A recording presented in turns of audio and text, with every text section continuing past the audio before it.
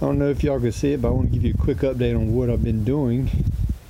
It's cold and rainy, and it seems kind of funny how all the weekdays are nice and sunny, 70 degrees, and it gets cold and rainy during the weekends. But anyway, got 2 live wells. First I did the floor.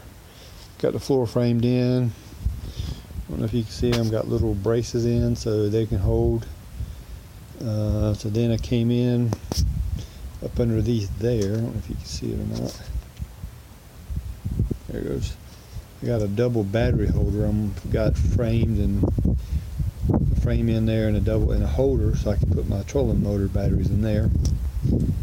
And I've got this one right here, this live well framed in.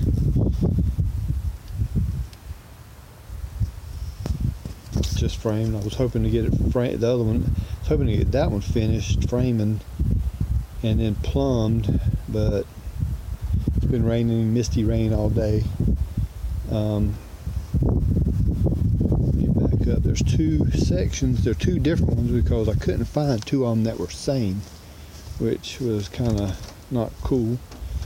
But I couldn't find a left and a right. I could only find a left of that one, and then this is just a little cheap one found, and you can see the difference in sizes. And anyway, this is how I framed it. I attached it to the first part, came across, kind of built the top frame, and then I put the bottom in just to kind of steady it up. That one's going to be live with the I guess you would call it a release well. Not really a release one, but this one's going to be the live well because this one's a lot smaller. I think that's a 5, and that might be an 8 or a 10 gallon. Anyway, like I said, just wanted to give you a quick update on what's going on and see how I framed it in. The top's done with 1 inch by 8 inch angle iron and 1.5 by 1.5 by 8 inch angle iron.